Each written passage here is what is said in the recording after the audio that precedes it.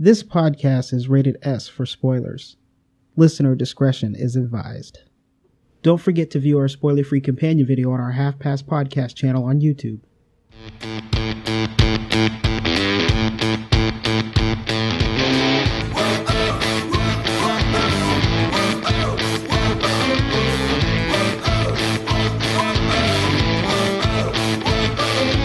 Welcome to the Half Past Podcast. This is episode 31, the movie review of Zootopia. We will also be discussing the Angry Birds trailer. I'm Grant Rickson, here with my friend and co-pilot, Ian Jones. Hey, how about that?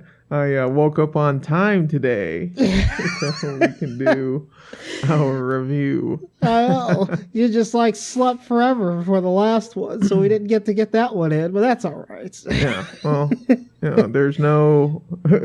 We didn't get to see Gerard Butler's ass in that Gods of Egypt movie, although there was one little scene, since he's a giant, where he's walking around naked and he kind of gives this guy a look like, yeah, that's right. It's proportionate. Oh, that's hilarious.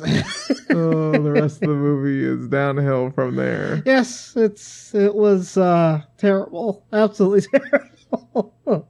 You know, speaking of bad movies, last night, I was noticing, Sci-Fi always has those terrible movies on, like Saturday nights. Yes. And I noticed that they were showing a movie, and you know what the name of this movie was? The Scorpion King 4, Quest for Power. Oh, wow. Why do there need to be more Scorpion King? The Quest for Power? The Quest for Power. I'm like, I wasn't even aware there was a third movie. Were you aware there was a third one? After the Scorpion King? There's the Scorpion King, and then there's the Scorpion King 2. Rise of a Warrior. Young. Yeah, and that one I saw. That was the one that has, Randy Couture in it. Yes. Now, I was... Yes, starring that MMA fighter who's never acted before. Yes. So I've never heard that there was a third one, but now there's a fourth one. So I had to do research. All right. Yes. So all right. The Scorpion King 3 is called Battle for Redemption, and it has Ron Perlman and Billy Zane in it. Yeah. Doesn't it also have Victor Wong too? Yeah, all right. And I'm like, what is going on with this? And so I actually sat there and started watching a little bit of the Scorpion King 4. And it's awful. It's absolutely terrible. It's clearly like the sci-fi made-for-TV quality movie. Oh, but I love those. All that crap is there. Oh, yeah, those are, I love watching those every once in a while. And so I watched part of it, and the acting's terrible, all that other stuff is bad, and they have the Eve Torres in it. Do you remember her? She was like a wrestler. Oh, yeah. Back in the day.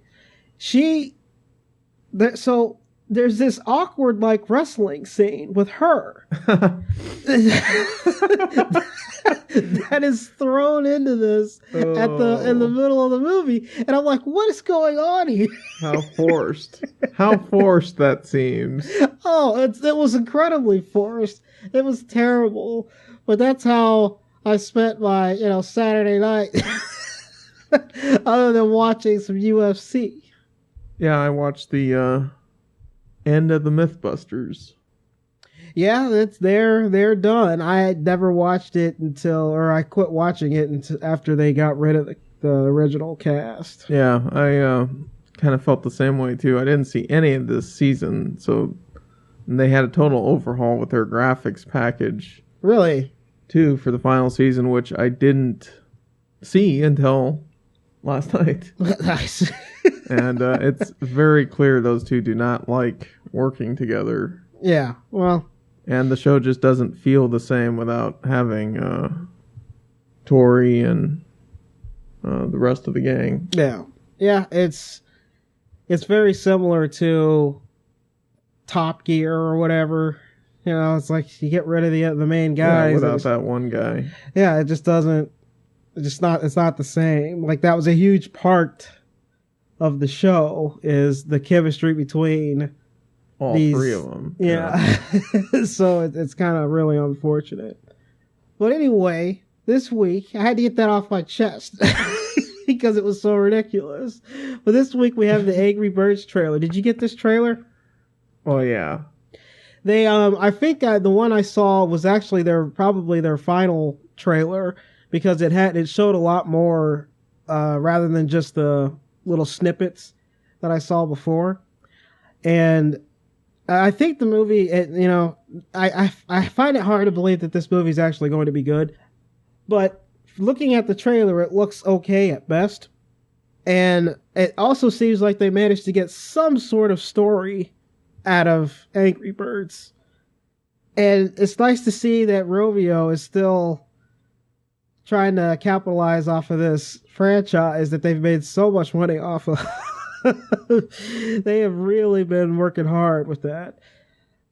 The only other couple things I have to say are I thought the eagle scene was very interesting, where he's just like peeing in the lake that they just got through bathing in, which is disgusting and hilarious. It's disgusting and hilarious at the same time.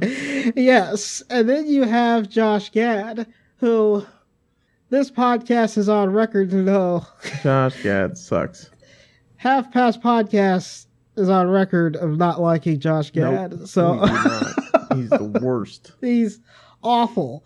And so we all have to live through this also. So I don't know. We'll have to see when it comes out. What do you think about it? Well, here's what I think. And this is kind of based off of DiCaprio's really bloated Oscar speech. and that is, he mentioned global warming. And he said global warming is real. Something like we have to deal with it, whatever. Yeah. But he didn't blame Josh Gad at all for there being global warming. And I think there's a connection there. What? Josh Gad is the reason. That miserable human being is the reason why there's global warming. That's terrible. Absolutely terrible. The thing is, especially comparatively, just from the looks of this trailer, the movie we just saw, Zootopia, has so much more depth. Yes. To it. And it just seems like everything in Angry Birds takes place on that little island, and they aren't really taking very many chances now. I hope we're wrong when we go and see it. Yeah. And that, they do some stuff in space, and the franchise has grown into a bunch of stuff, so that might happen. I don't know. But I think that's about it as far as my reactions to both versions of the trailers. Of the trailers, yeah. It just seems way simple. Yeah, it seems very simple, and the only thing I can say about it is we've all seen the really bad movies or animated movies trailers that are just like clearly by a lower studio. The one thing I can say that I guess is positive about this movie is it still looks better than some of the other ones that we've seen trailer-wise. Like Norm of the North just looks awful. It looks absolutely terrible. So, and I mean, if you guess my drift, it's like the quality of the animations and the look of it is at least more involved than something like Norm of the North. And that's all I can say, though. Like, there's nothing else there with that. So it looks slightly better than a Rob Schneider movie. Yeah. That's basically what you're saying. Yeah, basically. So we'll have to see when we see it. But anyway, let's go ahead and get into Zootopia, man, huh? We're going to start getting that? We'll play some heist music here, and I'll go steal some jewels. All right, let's do this. Be right back.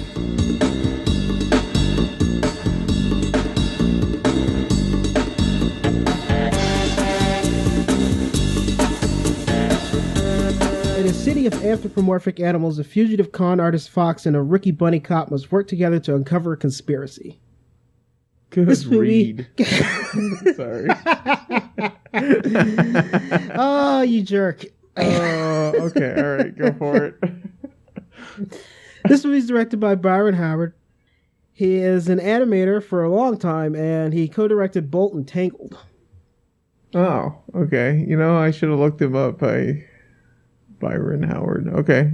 Yeah, he's actually an animator, so he's one of the guys that we like. You know, he started as an animator, and he did all these other. He was like an in-between artist and crap, and so he worked his way up, and you know, he's out doing, you know, leading the ship on this movie, which is pretty awesome. Making good. Yep. So he starred Jennifer Goodwin as Judy Hopps. She was in Mona Lisa Smile, He's Just Not That Into You, and she's also in the Once Upon a Time TV show.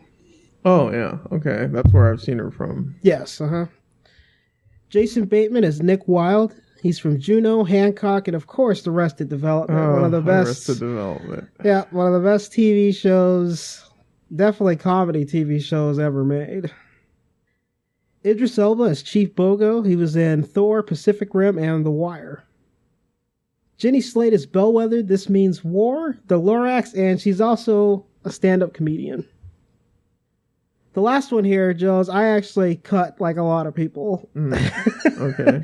So the last one here is Nate Torrance as Clawhauser, who is from the HBO TV show Hello Ladies, and he's basically just been in a bunch of like bit TV parts.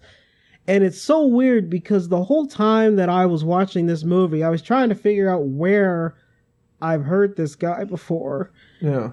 And nothing. When I researched it, there's nothing. So I don't know what that says about him. I don't know if that's a good thing or a bad thing, but it's like this seems like a generic kind of funny fat guy. And I'm trying to figure out, is that like, but is that a bad thing? I don't know.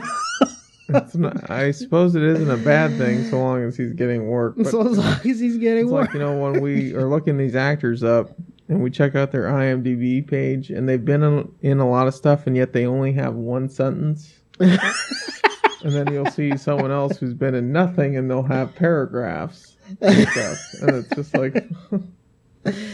Oh, it's weird when that comes up, man. I have no idea what's up with that. So we're going to go ahead and cut these characters short, and that way we can really get into this movie. Okay. So we're going to get to the quirks and likes section here. So we're going to take a small break, and then we'll be back.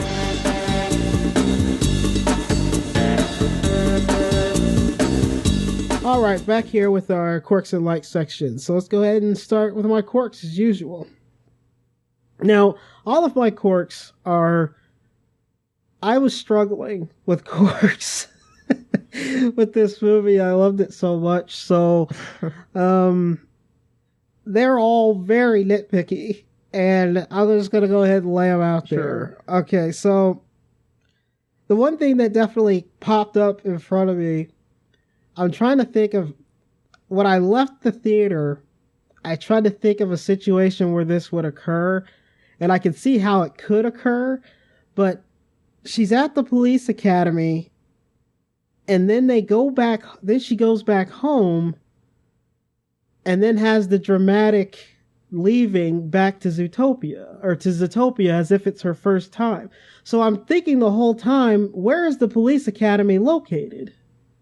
Right, if it isn't in Zootopia. If it isn't in Zootopia. So my assumption was it was in Zootopia, so she's been there before. But then she goes back home and then has the dramatic leaving to where she sees Zootopia for the first time.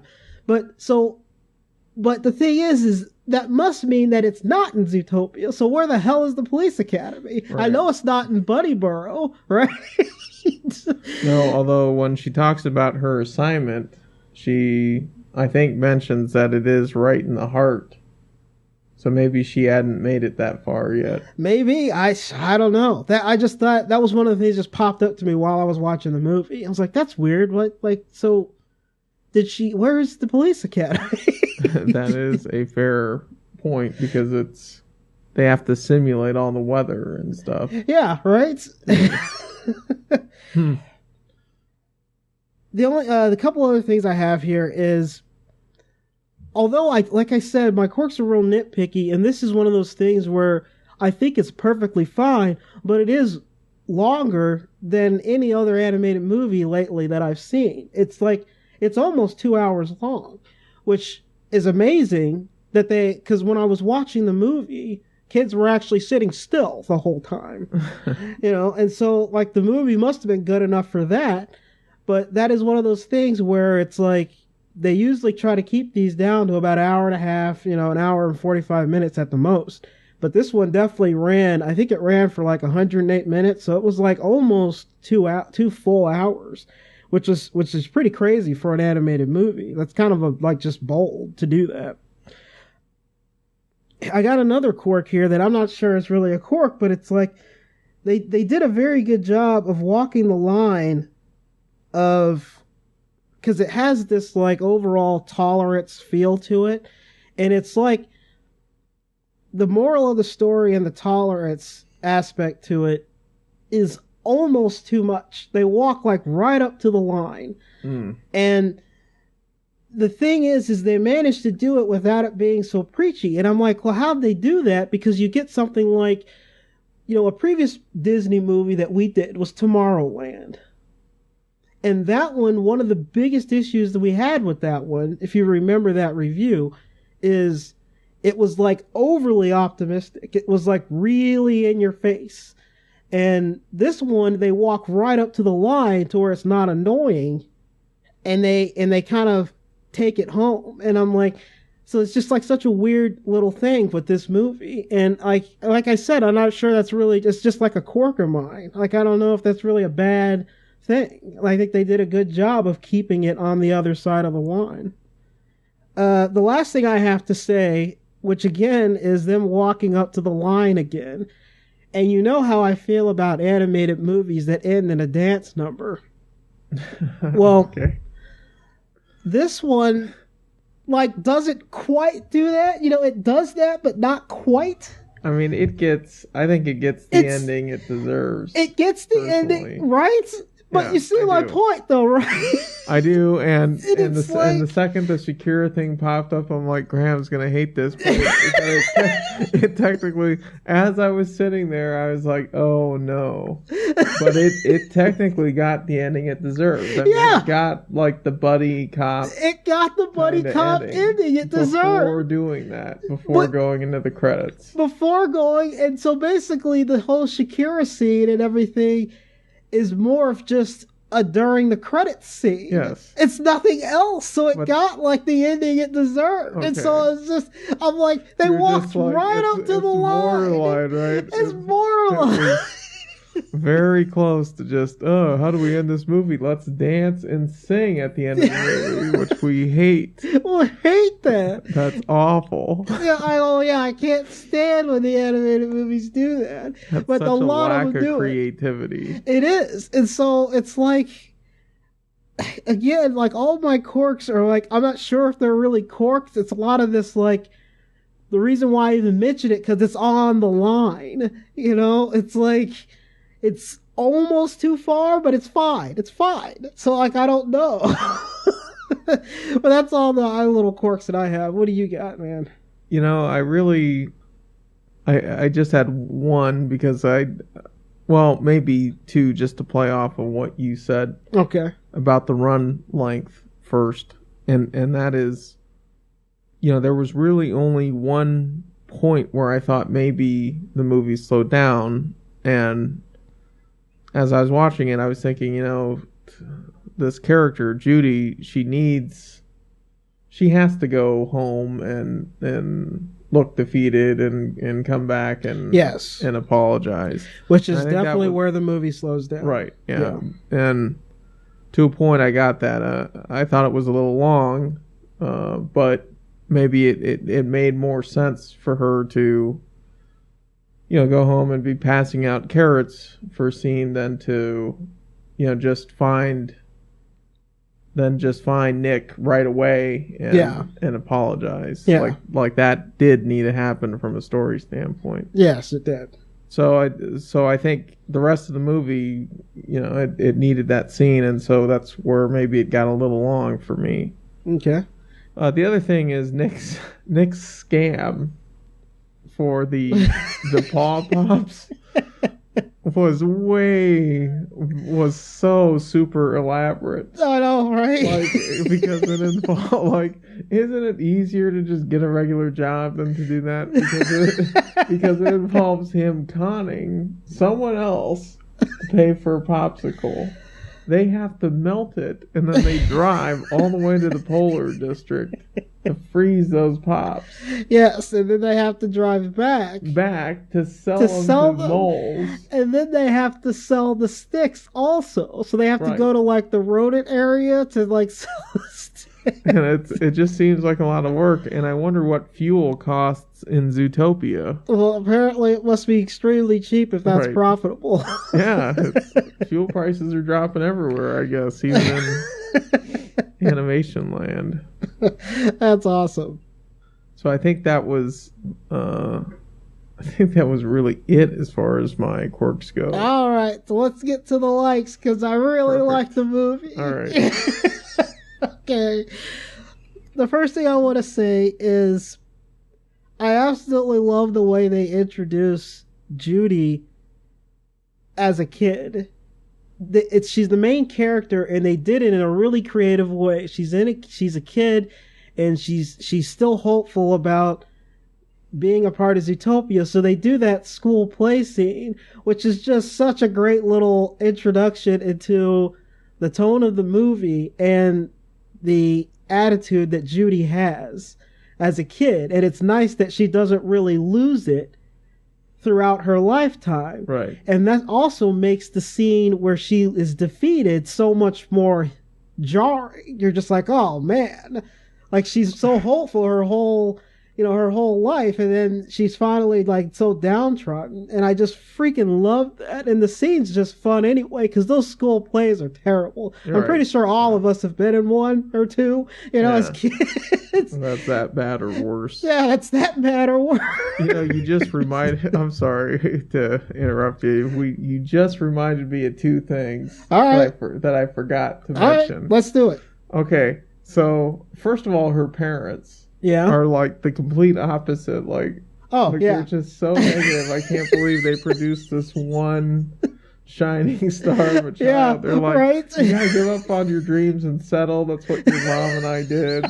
We have hundreds of kids now, and maybe that's so just great. What happens when you are multiplying like bunnies. Pretty much.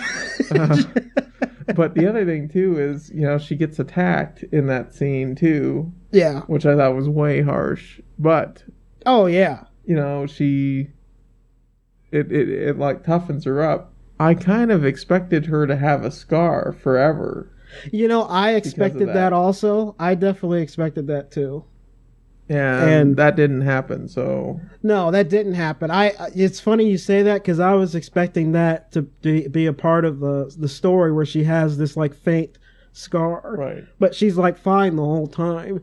They might have thought that was a little too deep. You know what I mean? Like, for a kid's movie. I guess, especially for merchandising. Yeah, especially for merchandising. Your female bunny hero has 3 slash marks across her face. That's right. I thought it was a little too deep for that, but that's fine. I also really enjoy the way they introduce Zootopia via the police academy. So while she's training, you're learning more about her character and her never give up attitude, but they're informing you of that it's a dangerous place for a cop, potentially, and that there's all these different environments that they are simulating so that they can all live together. And I thought that was just a really cool way to introduce Zootopia. And then you get the full introduction when she finally gets there. I really enjoyed the animation of the movie also. I thought they got... One of the things that was really good in this movie is how expressive her ears were. Like you really got Right. a feel of her emotions just via her ears. And I thought that was just great. And, you know, as you and I as animators, that's just like one of those things. It's just like, that's just so freaking cool. I love when I see that kind of stuff. Zootopia in general, I thought was a really cool idea. You know, like I was saying before, having the different simulated scenes so that they can all live in this like utopian thing together as prey and predator is just such a cool little idea. And when we did we reviewed the trailer, we were talking about how cool it was for me to see Disney doing another anthropomorphic animal movie, which we haven't seen in a really long time, which is weird because it was like their bread and butter for how long? Like it was years. Yeah. They did so many of those during a like a 20-year period, and it was pretty nice to see this happen again because the last one they've done was years ago. I can't what probably Robin Hood, maybe. Well, I would say Lion King. Well, Lion King, yeah, but even Lion King wasn't anthropomorphic animals. Correct. Yes. They were still. You're correct. Yeah, they were still normal animals. Probably Robin Hood, and I would say that that's probably the reason why they stopped doing it. Oh well, I wouldn't be surprised. We could, I think, talk about that one for half an hour. Yeah. As far as the issues that is how you do not do this kind of an animated movie. Yes, exactly. The other thing I liked about this movie is there's quite a few. It's just a fun movie. And so there's a lot of fun scenes in there. And one of the scenes that I lost it in the theater is when I can't remember what type of animal that thing was, but when Nick gets hustled by Judy and he's in the crib. The fennec fox. Yeah. Yeah, right? Fennec the fox. I had to look up what his name was. So that scene I thought was hilarious, and I just lost it in the theater. I thought it was just such a fun scene. The other scene that we all knew was there, but it's worth mentioning, which is the DMV scene, which is just such a fun little scene with the sloth, and I like that it comes back up later in the movie, like at the end. Yeah, they pay it off. Which, you know, even though they showed the scene, it still killed the movie theaters. Yeah, it killed. It still killed. It was a little bit longer, so it just kind of Yeah, because there's certain scenes that they cut out. And it's great. Yeah. It's still awesome. I freaking loved it. It's such a great little thing. And it's even better because they're not getting along, and she's totally... Yeah, right? he's messing with her, but... It's absolutely great. And I also really enjoy that there's that scene where Disney kind of makes fun of itself, and Disney does that a couple times in this movie, where it has Idris Elba's character, the captain, is you think that this is just some magical thing will happen and all your dreams will just happen and come true. That's not how it works, And I was and everybody kind of there was just a certain amount of people that got that, Right. It's Disney poking fun at itself, and it's just such a cool scene. They also had the Weasel, who is voiced by Alan Tudyk, who I always like, and the Weasel where he's selling the DVDs. And it has and they show basically all their good ones. And I thought that was a great scene too. And the other thing that I like about this movie, I have to say, is I really enjoyed how everything flowed in this movie. The flow of it is really good. Even though it runs long, it has a really nice flow to it as far as the story's concerned, such as the scene with the recording pen. The recording pen comes up over and over and over and over and over again, and it's even called back to how they get the sheep at the end of the movie. And I also really liked, for instance, now they had Mr. Big's daughter, where she saves her from the donut, and then that calls back in the future. Like, story-wise, it just had this, everything was important. So every scene, this wasn't just a chase scene. The weasel comes back so that they can find him. It's like, well, we know this isn't just moldy onions that you're stealing. And she saves the boss's daughter. So there's no throwaway scenes. Like, they're all important story-wise. And I think that that's just really good on Disney's part and the writers, and they just did a brilliant job with it.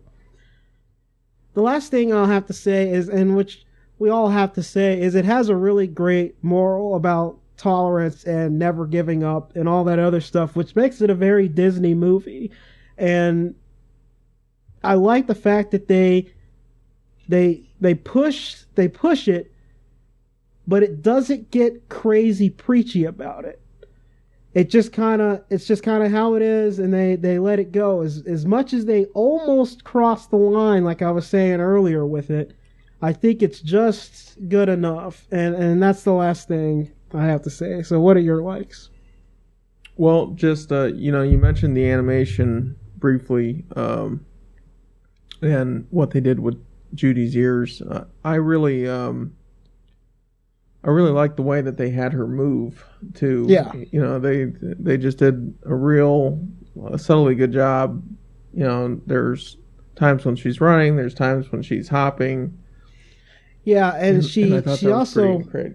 Yeah, and just to that point, she also there was a lot of just real, like, they got her, like, almost sassiness to her. Right. Also. Yeah. Which is also a really, credit to the animators. It really got that she, even though she is very bright-eyed bunny, she also has this toughness and sassiness about her. She has like an attitude. She has a feisty attitude about her. And it comes off in the vocal performance, which I'm gonna call out here because there were some amazing ones, but also in how they animated her, and conversely, Nick's character, even though he's a fox, he's really laid back, and everything, and so you see a real subtle performance in how he moves and his facial expressions. And so I thought Jennifer and Jason Bateman did an amazing job vocally with the two leads. But I also really enjoyed, and you mentioned the little Fennec character. Yes. Who was voiced by one of our old favorites, Tommy Tiny Lister. Yes. And he plays oddly miscast as the president in The Fifth Element. Yes. He's the largest man in Hollywood they could have gotten to play the smallest character, with the exception of it maybe being, Dwayne Johnson. I think he's the only guy who might be larger than him. And the voice is just outrageous. Every time he says something, it's over the top funny. Yeah. You're right. It's great, man. I also really enjoyed Tommy Chong playing the stoned yaks. Yep. Who can remember everything. Everything. And that is something kids are not going to get. No. Because he goes to that elephant and he's like, this elephant remembers everything. Yep. And he's like, don't you remember the shirt he was wearing? And that he got into that car and that car went in this direction. And that's such a joke for the adults only. There's just no way the kids are going to understand that he's a pothead and he shouldn't be remembering. He shouldn't be remembering anything. So I thought that was really good. Just a lot of the characters they had were, in the vocal performances they got overall, I thought were very strong. Yeah. And that's really an important thing. I also, from a story standpoint, you were mentioning how everything flowed. I thought the little hook at the end of Act 2 that the predators are maybe becoming dangerous again, and they're reverting back to how they used to be. Yeah.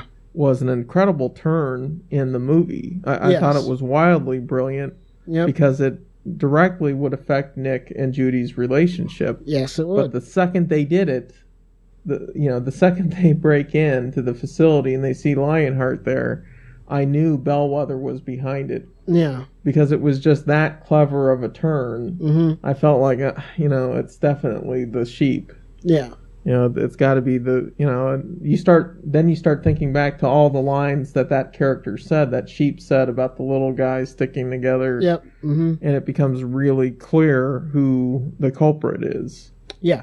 If it in fact isn't the mayor and he's trying to just sweep everything under the rug. Yeah. And there's a lot of just super creative ideas in here. And one of them is, I think, when she's in the train coming to Zootopia and you see all these different worlds. I think as an art director, I would have absolutely laid an egg had I seen this in a script. Oh, yeah. Because you're talking about building all these environments and showing them briefly for a few seconds. Mm-hmm. Some of which they're never going to go and visit. Yeah. And the close-up scene you have to show needs to say everything about that environment. Yes. And I mean, that's such a challenging thing to do. And the way that it was shot with her running and looking through the glass and just sort of checking everything out, I thought was incredible. It was about a minute of the film, and that montage was just perfectly done. It was. And I mean, technically super challenging. So it's tough for me to, when you mentioned something like the Angry Birds trailer, when I see a shot like that, it's tough for me to see getting anything close to that out of that movie. Yeah. And that's where Disney, and this was a Disney movie, but that's where Disney and Pixar stand alone when they start doing those kinds of things. The other thing I really liked, and you mentioned how saving the little mole came back, because her father's really the godfather. Yeah, I thought that was really cool. But that whole sequence in the tiny mouse city, I thought was great because they're giants. Yeah, it's great. I mean, what a cool thing to just throw in there. You think it's just supposed to look cool visually, and like you said, it actually pays off. Yes, it does. It actually comes back in the end. So I think that's it. Mainly, the story was really solid, and I'd have to say the character performances were right on the money. Yeah. All right, so I guess we're gonna go ahead and rate it then, huh? You ready? I am. You want to rate it? Yes. I'm sorry, I was straightening my imaginary bow tie. I always put on this clip-on bow tie when we're ready to rate something. Then I pose for the camera.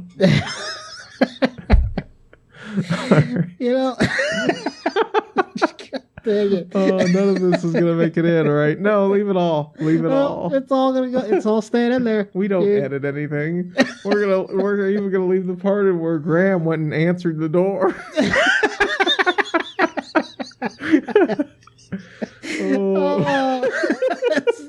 That is awesome.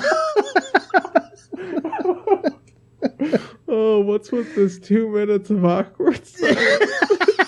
Well, Graham had someone at the door delivering a package, so he went to go get it. That's brilliant.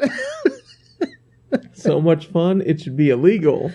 Oh, man. This movie, I want to say a bunch of general stuff before I completely rate it. This movie is just freaking brilliant. And it is, my opinion, one of the best Disney animated movies they have ever done. It's so good. Yeah, it is really good. And it is a serious contender for an Academy Award versus Finding Dory. We haven't even seen it yet. Yeah. It hasn't came out yet, but we all know how Pixar is with their movies. This one is at a serious contender for it because it's so well done on so many different levels. Just the animation, the story, the heart, everything about it is just so good. And every time I see executive producer John Lasseter, it pisses me off. And like, ever since John Lasseter has started producing Disney stuff, it's automatically improved. And it's done nothing but get better. Like, the whole time. I think the first movie he did that he helped produce was Bolt. And Bolt is like, okay. But if you look at the progression from Bolt, it's ridiculous. To now. Like going through Tangled and... Yeah, it's absolutely ridiculous, the quality of the movies that they've done since he's came on board. And I really feel like there's a huge part of that is from him. And we love John Lasseter. And it's like so many people just don't know who he is. And, it's like he's a brilliant animator. He's hardcore into Pixar. He was with Pixar before it was Pixar. And he's just such a brilliant producer and director and animator. And so to see him up there always just makes me happy, but it ticks me off just a little bit because it's like, you need to fail once, Lasseter. And he hasn't quite completely dropped the ball. He's gotten close, but he hasn't completely dropped the ball. And so it's just, this movie, the story's great, the animation's great. Like you were saying, the vocal performances, it has a lot of heart. It has a great moral at the end. There's so much payoff. You have to see it and buy this movie. I don't know how you can't see it, buy it. I mean, I thought this was much better than Inside Out. I'm telling you, this is much better than Inside Out. There's no super depressing character either. That's just dragging the whole damn movie down the entire time. And the movie's just brilliant, man. Like it's so freaking good. All right. Well, it makes you feel like a kid again without having sadness or whatever. Eeyore, whatever her name was last year. Yeah, I would say that I don't see how there could be a better animated movie. So I would think this is going to, snag one away from Pixar. All right. See it, buy it, take your kids to it, and forget sequels. Oh, yeah. My God. Don't give a statue to a sequel, please. Do that. Please don't do a Zootopia 2. Please don't let that happen. It's going to happen. No! They've already had the weekend. It's done. No. It's done, though. The only thing I'll say about it, the only thing I will say is, as far as it having a sequel, is that there's enough there. There's absolutely enough there in that world. The world that they built, I think, completely has room for there being a sequel. I'm not disagreeing with you. I still don't want it to happen. Right. Well, it is Disney. And at some point, we're going to be suffering through a Frozen 2, and you know how I feel about that movie. Oh, man. Yeah, that's going to happen also. All right, well, now that we're done with our ratings, I guess we'll go ahead and sign out. So if anybody wants to contact us, we always have our website, halfpasspodcast.com. Like us on Facebook. Rate us on iTunes. 5 stars are always good. 4 is good, too. Yeah. We're on Stitcher and Libsyn. Email us at halfpastcast@gmail.com. That's halfpastcast@gmail.com. Email us, let us know you're listening. Let us know you're listening. That's because some other idiot, jackass jerk, has halfpastpodcast@gmail.com. So. Which I'm sure he's not using because we're the only ones out there. Right. Tweet us at halfpastpodcast. That's Ian's part. But clearly he I fell skipped over dropped that. the ball. I was looking at your line. We've done this enough times to where I shouldn't have to look at it. No, you shouldn't have Okay, to we're look on at Twitter, it. guys. We are on Twitter at Half Past Podcast. Thank you for listening and thank you for your support. Next week we have The Brothers Grimsby. The Brothers Grimsby. Which Grimsby. looks like it might be fun, but you know my opinion on Sacha Baron Cohen. I don't like him. The thing is about this movie, since we didn't rate the trailer, let's just do a little snippet. But the thing about this movie is, this is the first one I've seen of him where he's not playing like a character that's in real life. Like, you know what I mean? It's not Borat or the Dictator. Or Ali G, who just... Right, yeah. It's actually... Story. He's actually doing an acting with a story. So maybe I'll like this. I don't know. Well, he's done other stuff like that. I know he has. I know he has, but I still hate didn't see Talladega Nights? Nice. Well, I never liked Talladega Nights. Ah, you're a jerk. You're a jerk for saying that. And kind of a bully. Wow. For picking on Ricky Bobby. He just wants to go fast. All right. Sign out. All right. This is the Half Past Podcast. I'm Graham Ricks. Shake and bake. That's see, you would get that reference had you made it through that movie. You son of a gun. See you next flick.